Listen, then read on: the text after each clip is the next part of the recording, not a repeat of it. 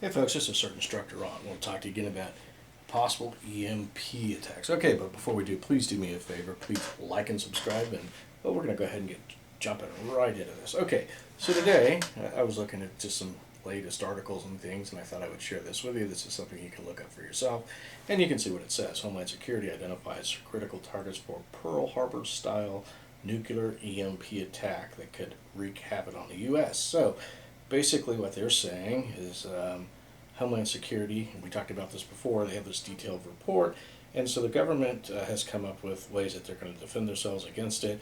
Of course, nothing is perfectly defendable, but one of the things that they have done is that they've made sure that our communications are hardened.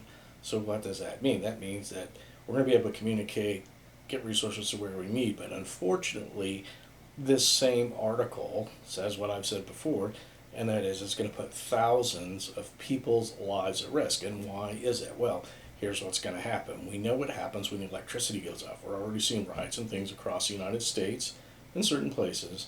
And with the lights out, people are going to commit crime, especially when they're hungry, they have no water, and they want those things. So this is going to be a problem.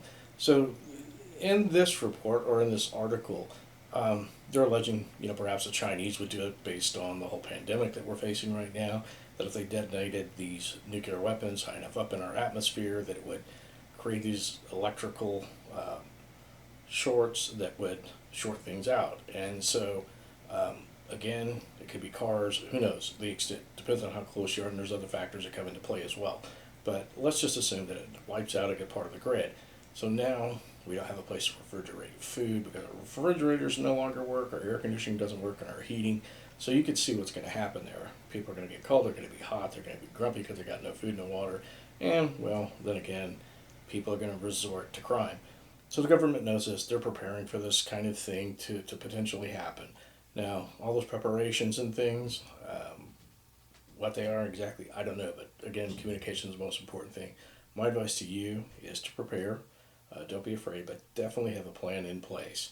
Make sure that if you're in one of these high populated areas, that you have a way to secure your items and protect yourself and your family.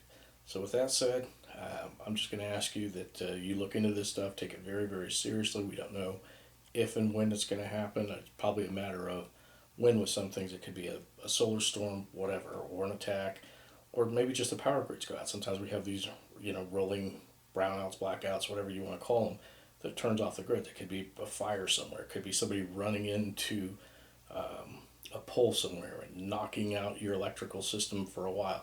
So whatever it is, I'm just going to tell you to prepare. Again, I've talked to you about radios and things. I'd highly advise you, if you can, get you one of those Baofeng type radios, because again, they have FM on there.